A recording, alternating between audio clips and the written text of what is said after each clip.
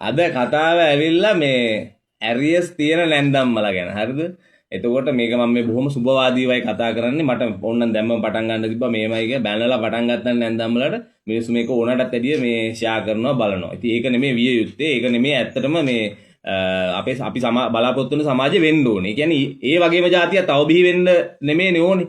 හරිද? මේ දේවල් සුබවාදීව දැකලා මේ වගේ උන් හෙලා දැකලා ඒ වගේ උන්ව කොන් කරලා දාන්නයි ඕනේ. හැබැයි අපි එහෙම වෙන්නේ නැහැ. අපි ඒ જાතියට වැටෙන්නේ නැහැ. අන්න ඒකයි විය යුත්තේ. හරිද? ඒකට තමයි මේ වීඩියෝ දාන්නේ. නැත්තම් මේ හැම වෙලෙම කියනවා වගේ මට නිකන් ඉන්න පුළුවන් නෑ. එහෙම නැතුව වීඩියෝ දාන්නේ ඒකට.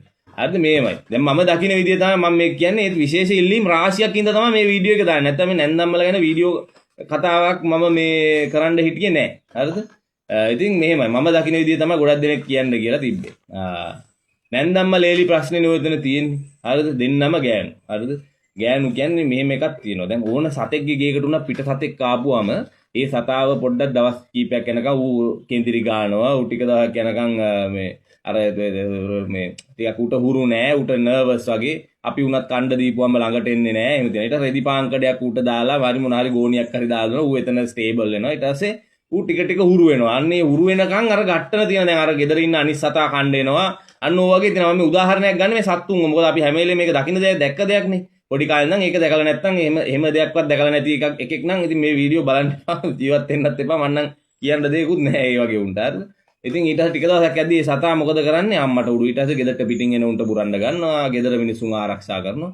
අන්න ඕක තමයි මේ ලෝක සිද්ධි න්‍යාය. හරිද? එතකොට දැන් මිනිස්සුන්ගේ යෝක වෙන්නේ නැත්තේ. මිනිස්සුන්ගේ යෝක වෙන්නේ නැත්තේ දැන් අර ගෙදර ඉන්න බල්ලට මොලේ නැහනේ. ඌ ටික දවසකින් ඌ දන්නවා මූ ගෙදර එකෙක් කියලා ඌ තේරුම් ගන්නවා. හරිද? හැබැයි මිනිස්සුන්ට එහෙම නෙමෙයි. මිනිස්සුන්ට පරිකල්පනයක් තියෙනවා. කල්පනා කරන්න හැකියාවක් තියෙනවානේ. ඉතින් අන්න ඒක නිසා මිනිස්සු ඒක මේ ඕනට වැඩිය මේවා කරනවා. ඒ කියන්නේ දැන් අපි තුමු දැන් නැන්දම්ම හිතන් ඉන්නේ දැන් ලේලියෙක් ආවට පස්සේ එයාගේ සම්පූර්ණ තැන, එයාගේ තනතුර, එයාගේ රාජධානියම විනාශ වෙලා ගිහිල්ලා පුතාත් එයා කියන දේ අහන්න නැතුව ගිහිල්ලා එයා කියන්නේ එයාගේ තත්ත්වය එයාගේ වපසරිය නැති වෙයි කියන බය තමයි උතන පළවෙනිම එක. හරිද? එයාට ඕනේ යන්න ඕනේ, අම්මට එයාට ඕන නාට්ටි බලන්න ඕනේ, එයාට ඕන විදියට තමයි ගෙදර අය ගමන් බිමන් යන්න ඕනේ. දැන් ලේලි වුණත් අඳින්න ඕනේ එයාට ඕන විදියට.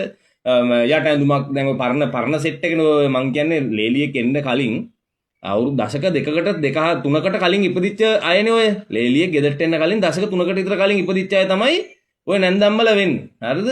ලේලියෙක් ලේලියෙක් ඉපදෙන්න කලින්. හරිද? ඉතින් ඇත්ත ඒකනේ. ලේලියෙක් ඉපදෙන්න දශක දෙක තුනකට කලින් ඉපදිච්ච අය ඒගොල්ලන්ට පහසුකම් තිබිලා නැහැ. අඩුම ගානේ ටීවී එකක්වත් ගේක තිබිලා නැහැ ඒගොල්ලන්ගේ ඔය ලේලිගේ වයසේ කාලෙදී, තරුණ කාලෙදී. ඇඳුම් අරගෙන නැහැ. එහෙම සුකුරුත්තන් ඇඳුම් තැන් තැන් වල දාගෙන අඳින්න. ඒට යන්න එකයි මෙහෙට යන්න සෙරප්පු જાති ඒව නැහැ. අර චපස් සෙරප්පු තමයි ඉස්සර තිබ්බේ. ඉතින් ඔන්න ඕවා තමයි ප්‍රශ්න. ස්මාර්ට්ෆෝන් කියනව නැහැ. ඒවා කිසි දෙයක් දැකලත් නැහැ මිනිස්සු. යන්න එන්න බස් නැහැ. ඉතින් ඕක ඇත්ත යථාර්ථය. ඕක අපි ඕගොල්ලෝ හැමෝම පිළිගන්න එපයි. හරිද? ඉතින් අර මේක වැඩි හිටි කෙනෙක් බලනවා නම් මං කියනවා නැන්දම්මලගේ ටයිප් එක 1900 දැන් ඔය ගොඩක් ඉන්න නැන්දම්මල ඇත්තටම 1985ට වගේ කලින් අය නැන්දම්මල වෙලා ඉන්නේ. හරිද? අඩු වයසෙන් බඳපු 85ට කලින් අයත් මේ නැන්දම්මල වෙලා ඉන්නවා. ඉතින් ඕක තමයි ඇත්ත යථාර්ථය. හරිද? ඉතින් ඔය 60 ගණන් වල 50 ගණන් වල අය දැන් නම් මැරලා යන්න ගිහිල්ලා ඇති මන්න හිතන්නේ. ඔය ඉන්න ඇති පණ ගහගෙන අල්ලගෙන ඉන්නවා ඇති කොරෝනාවෙන් ගොඩක් දෙනෙක් ගියානේ ඔය කොවිඩ් වලින්. ඉතින් 60 ගණන් වල අය 70 ගණන් වල අය මේක බලනවා නම් හරිද? මේ බලනවා නම් පොඩ්ඩක් තේරුම් ගන්න. මේක ඕගොල්ලන්ගේ කාලේ නෙමෙයි. ඕගොල්ලෝ දැන් යන්න ඕනේ. තව ටික දවසකින් ඕගොල්ලෝ යනවා. දැන් දරුවෝ දැක්කා, මුණුබුරෝ දැක්කා, මුණුබුරන්ගේද මුණුබුරෝ බලනකන් ඉන්න පුළුවන් ආයුෂ මේ මනුස්ස ලෝකේ නෑ.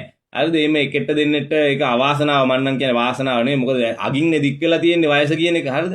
වැවිද ගන්න බෑ, නැමෙන්න බෑ, කන්න බෑ, රෙන්න බෑ. ඒ කොහොම හරි අල්ලගෙන ගැට ගහගෙන පණ ගැට ගහගෙන ඉන්නවා ළමයින්ටත් කරදර කරගෙන. හරිද? ඉතින් ඕක තමයි මම නම් ඒක දකින්නේ මේ විදිහට. හරිද? ඉතින් ඕගොල්ලෝ දැන් මේ යන්නනේ ඉන්නේ. ඒ යන්න ඉන්න එකේ ඉන්න උන්ට පොඩ්ඩක් උන්ගේ පාඩුවේ සැනසීමේ ඉන්න දෙන්න. මොකද උන්ගේ තාම ජීවිතේ පටන් ගත්තා විතරනේ. උන්ට ලිංගික ජීවිතයක් කියන එකක් තියෙනවා. දැන් ඕගොල්ලන්ට එහෙම ඒවා තිබ්බේ නැහැ කියලා අපි දන්නවා. එකම ගෙවල් වලනේ හිටියේ. ඕක සද්දය හෙන්න කරන්නත් බෑ. ඕක නිදහසේ කරන්නත් බෑ.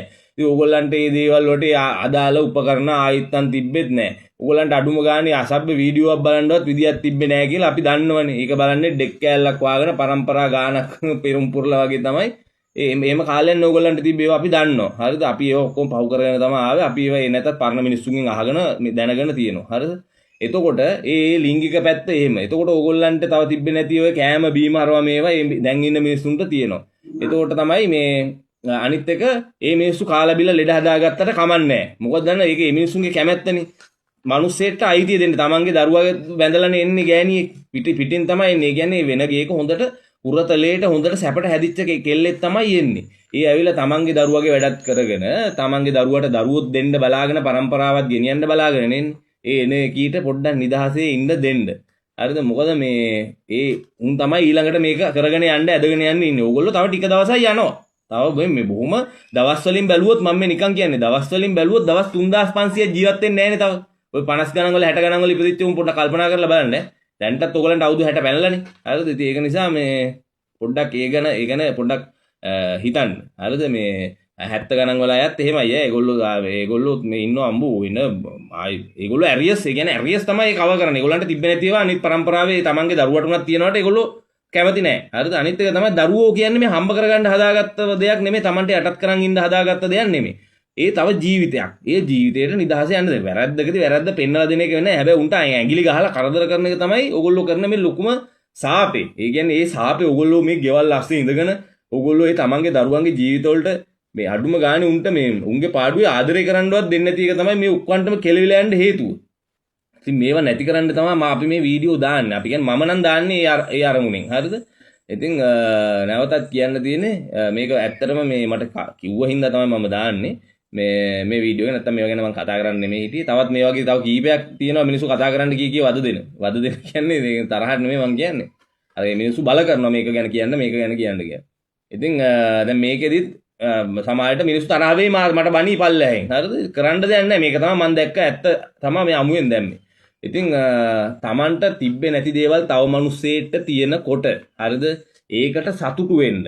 හරිද? ඒකට සතුටු වෙන්න පිට මිනිස්සෙ නෙමෙයි තමන්ගේම දරුවගේ ගෑණිටනේ ඔය ඔක්කොම කරන්නේ බලුකම් කුණුකම් ඔක්කොම. ඕකෙම අනිත් පැත්තකුත් තියෙනවා. හරිද? ඔය જાතියෙම බඩුවක් ආවොත් එහෙම ගෙදරට මරු. අම්මට උඩු ඉතින් හැම වෙලේම නියමයි. ඉතින් මම දැකලා තිනවා S2 දැකලා තිනවා ඒ જાතියේ එනවා. හරිද? නැත්තම් මෙහෙම ඉන්නවා. මෙහෙම අවස්ථා තමයි ගොඩක් තියෙන්නේ. බොහොම අහිංසක කෙල්ලෙක් කියන්නේ අහිංසක කතක්නේ කෙල්ලෙක්නේ. දැන් තලත් යන්නේ හොඳට බැට කාලා හොඳට අංගිලපු ගෑනුනේ ඉන්නේ. හරිද? නැන්දම්මල කියන්නේ එහෙම උන්. හරිද? ඒ කියන්නේ ජීවිතේ පරණ වෙලානේ උන්. හරිද? එතකොට අර පොඩි කෙල්ලෙක් ආපුවම හරියට තලා පෙරලා මේ ලංකාවේ සිංහල උන් ආසයිනේ මේ හරියට පයට පය පාග ගන්න මිනිස්සුන්. එහෙම තමයි කරන්න යන්නේ. ටික දවසක් අර අලුත් පරම්පරාවේ උන්ගේ හැටි බල දන්නේ නැහැ තාම නේද? ඒ ජෙන් 100 එක නෙමෙයි මම මේ කියන්නේ ඊට කලින් පරම්පරාව. ඒ අලුත් පරම්පරාවේ උන් ඒ ඉවසන්නේ බොහොම ටික කාලයයි. හරිද? උන්ට ළමයෙක්ගේම හම්බුනාට පස්සේ උන් ගෑනු නෙමෙයි උන් අම්මලා. අම්මා කෙනෙක් එක්ක මේ සෙල්ලම් කරන්න බෑ ඊට පස්සේ. අනිත් තරුණ අම්මලා. හරිද? උන්ට ආයේ උන් දන්නවා උන්ට ඔන්ලයින් බිස්නස් එකක් හරි කරන් ජීවත් වෙන්න පුළුවන් මේ මාසෙ රුපියල් 30 40000 තිබ්බාම අතර සවයි වෙන්න පුළුවන් කියලා. උන් ඉතින් උඹේ දරුවවත් දාලා තමයි යන්නේ. ඒක නිසා මේ කරුණා කරලා මේ වගේ බලු වැඩ අලුත් පරම්පරාවේ උන්ට කරන්න එපා. මේක කවුරු හරි මේ නැන්දම්මල જાතිය උන් බලනවා නම්. හරි අපි හිතමු දැන් උන්ට Facebook ෆෝන් නනම්මන නැහැනේ බහුතරයකට නැහැ. නැන්දම්මල කියන උන්ට මේ තරම් අර ගොජ්ජබි වැඩක් නැහැනේ. ඕක ගැන කතා කරන්න මම බයින්න කැමති නැහැ. හරිද? එහෙම නැත්තම් පොඩ්ඩක් ගෙවල් වල ඉන්න ගෑනු මේක පොඩ්ඩක් ගහපන් ඈම්ප් එකකට. හරි නැත්තම් සබ් වූෆර් එකකට ගහලා ඉවරලා මේක පැත්තකට දාලා ඇහෙන්න තියපන්. හරිද? ඒ වගේ එහෙමයි මුන්ට කරන්න ඕනේ. නැත්තම් ජීවිතයක් නැහැ. හැමදාම මුන් කරන්නේ තව අර ඉන්න ගෙදර ඉන්න අහිංසක කෙල්ලෙක්ට ෂොට් එක දෙන එක තමයි කරන්නේ. දැන් බලන්න ඇති මම මේවා කොහොමද දන්නේ මම මේවා කොහොමද කියන්නේ. මටත් දුවෙක් ඉන්නේ. හරිද? එතකොට මම ඒවා ලෑස්ති කරගෙන ඉන්නේ වෙනස් විදියකට. හරිද? ඒකත් මම පස්සේ වීඩියෝ එකකින් වෙනම දාන්නම්. මම ඒවා ලෑස්ති කරන් ඉන්නේ වෙන විදියට.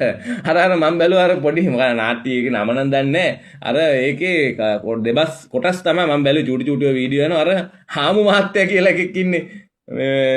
මට ඒ නාට්‍ය නම දැන කොල්ලෝ දෙන්නෙක්ගෙන් එකට කාට හරි දුවෝ බන්දලා දීලා.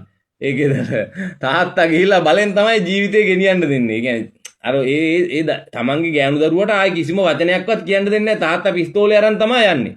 අන්න එහෙම තමයි ජීවත් වෙන්න වෙන්නේ. ඔය වගේ කාලකන්ණි වගේ තැනකට ගෑනු දරුවෙක් දුන්නාම. හරිද? එහෙම තමයි ඉන්න අනේ අපේ දරුවනේ අනේ මේ කමන්නේ පවුල රැක ගන්න ඒකි දැනගන්න එපා කියලා අතහැරලා දාන්න එපා. ඒ බලු වැඩ ඒවනම් කරන්න එපා. ගෑනු දරුවා නෙමෙයි මොකා වුණත් තමන් වදපු දරුවා නම් ජීවිත කාලෙම අපිට වගකීමක් තියෙනවා උන් කෙරෙහි. උන්ව බලන්න. උන්ගේ තුවාලයක් වුණත් ඒ අපේ දරුවා. හරිද? මොකද උන් නෙමෙයි මේ ලෝකෙට අපිට මේ කියන්නේ නැහැනේ. මේක සංසර්ගය කරලා ඉවරලා මේ අපි අනේ ගෙන්න ගන්න අපි උස්මහත් කරන්න කියලා උන් කියන්නේ නැහැනේ. අපිනේ තියෙන කිචියට අමාරුවට ඒක කරන්නේ. හරිද? සා වර්ගය බෝ කරන්න. හරිද? ඒක නිසා උන් කෙරෙහි උන්ට මේ ඒ විදිහට මේවා කරන්න එපා මැරෙනකම්ම දරුවෝ. හරිද? ඒක පොඩ්ඩක් ඔළුවේ තියාගන්න මේ වීඩියෝ ටික සැර වගේ නම් සැර වැඩි අය කරුණා කරලා යන්න මේකේ ඉන්න 19000ක් ඒ මිනිස්සු මේක බලන දෙයක් බලලා මොනවාරි ගන්න දෙයක් ගනි. හරිද? මේකට දැන් පිටින් එන උන් ඉන්නවනේ මේ 19000ට අමතරව පිටින් බලන උන් ඉන්නවා. උන්ගෙනුත් අර හොඳ මිනිස්සුනේ වැඩිපුර මේ වගේ එකක් ඉවරනකම් බලන්නේ මේ වගේ අන්තිම වෙනකම් බලන්නේ හොඳ මිනිස්සු. ඒතකොට එතනත් ඉන්නවනේ මං කියපු જાතියේ කාලගන්නේ. අන්න උන්ට මේවා බලන් ඉන්න බැර නම් මේ මං කුණහරුප කියන්න කැමති නෑ. මං කුණහරුප කියන්නේ අර අනිත් මේ දෙකටම නැති උන්ට කියන වචන විතරයි කියන්නේ. ඒ වගේ වැඩ කරන උන්ට කියන වචන. අනිත් ඒවා මං කියන්න කැමති නෑ. ඒක නිසා කරුණා කරලා මේවා බලන්න බැරි උන් පාඩුවේ යන්න. හරි. බොහොම ස්තුතියි වෙනද වගේම. මේක අනිවාර්යෙන් සමාජ සේවා කරන්න සමාජගත කරන්න.